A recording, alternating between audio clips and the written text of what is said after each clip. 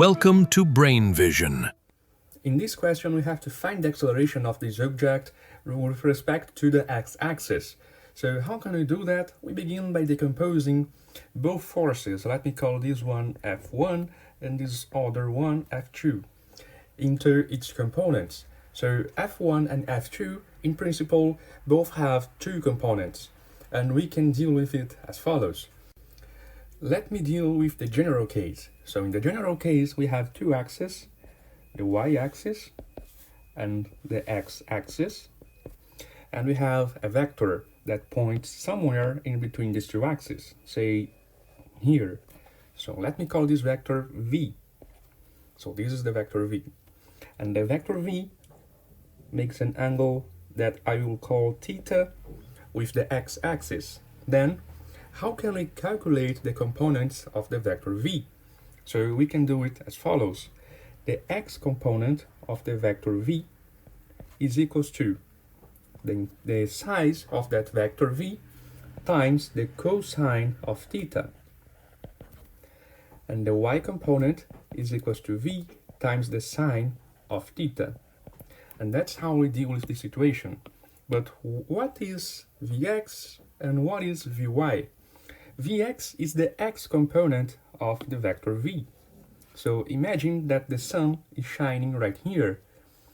As the sun shines, it will cast a shadow below the v vector, and this shadow is what we call the x component. And its drawing is something like this. So this is vx.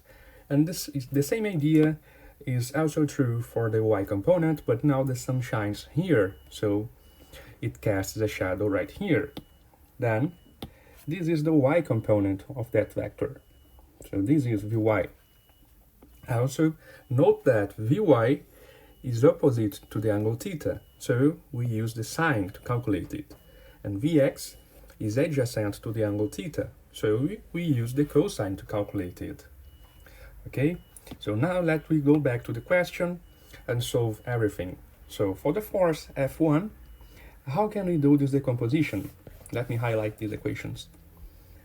The force F1 component x is equals to the force F1 times the cosine of the angle between the vector F1 and the x-axis. And this angle is this one, which is 45 degrees.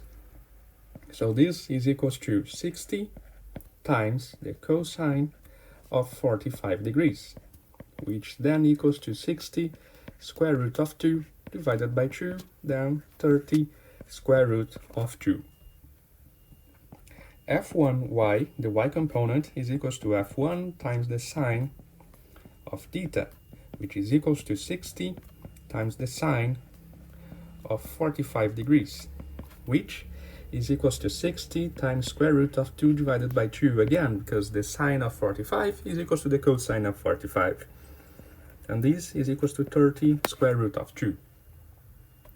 Now, let me reproduce it for F2. For F2, we have the following.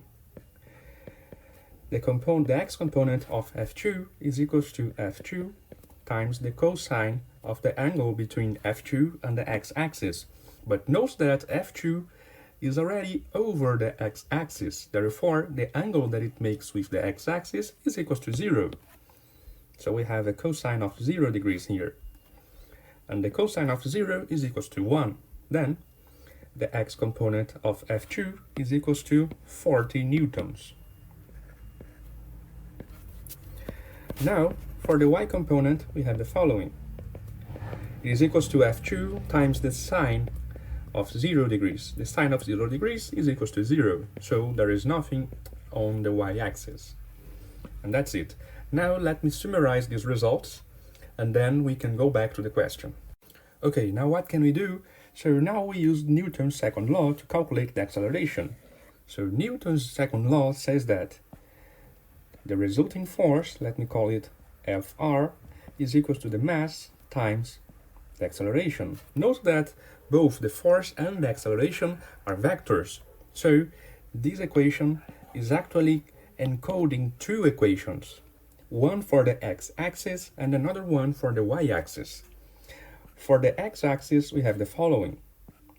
The resulting force on the x-axis is equal to the mass times the acceleration in the x-axis direction. Then we have the following. On the x-axis, we have two forces that point to the same direction. F1 component x points in this direction, and so does F2.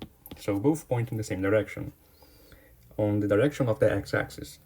So we have 30 square root of 2 plus 40 is equal to the mass, which is 3 kilograms, times the acceleration in the x direction. Therefore, the acceleration in the x direction is equal to 30 square root of 2 plus 40 divided by 3. And this is approximately 27.476 meters per second squared. Now, we proceed to do the same calculation for the y direction. On the y direction, we have the following. The resulting force over the y-axis is equal to the mass times the acceleration on that axis. Then, the resulting force on the y-axis is 30 square root of 2. There is no other force on that axis. Then, 30 square root of 2 is equal to 3 times the acceleration on the y-axis. Therefore, the acceleration on the y-axis is equal to 30 square root of 2 divided by 3, which is equal to 10 times the square root of 2, which is approximately 14.142 meters per second squared. Now, let me summarize these results again and finally go to the final answer. Now that we have both components of the acceleration vector, we can proceed to calculate what is its intensity, or in this context, what is the resulting acceleration, and what is the direction of the resulting acceleration. We begin by computing what is the resulting acceleration. Note that we have here two components, the x and y components. A drawing would be as follows. We have one component over the x-axis, so we go to the right, and then we have the y component over the y-axis, then we go up. The result is the resulting acceleration, which is this longer arrow. So let me call this A, and this will be AX, and this will be AY. This is a rectangle triangle. Then we know by using the Pythagorean theorem that A squared is equal to AX squared plus AY squared. Therefore, A is equal to the square root of AX squared plus AY squared. Plugging in the values that we have for both AX and AY, we get the following. The resulting acceleration is equal to the square root of 27.476 squared plus 14.142 squared. And this is approximately 30.9 meters per second squared. So the resulting acceleration is this one. Now, what is the direction of this acceleration? So to calculate the direction, we take a look at the following. This is in general for any vector. Now, note that if we divide Vx by Vy, so if we do something like this, Vy divided by Vx, we get V sine of theta divided by V cosine of theta. Then the V's are simplified and we are left with the tangent of theta. Therefore, the tangent of the angle is equal to the y component divided by the x component. Then we have the following. The tangent of the angle where the acceleration is pointing is equal to the y component 14.142 divided by the x component 27.476, and this gives us approximately 0.515. And now we can calculate what angle is this. The angle theta is equal to the inverse tangent of 0.515, which is approximately 27.3 degrees. So the acceleration is 30.9 meters per second squared, and it's pointing to the direction theta equals to 27.3 degrees with respect to the x-axis. So, if I draw the acceleration in this diagram, we have the following. This is the acceleration, pointing in between F1 and F2.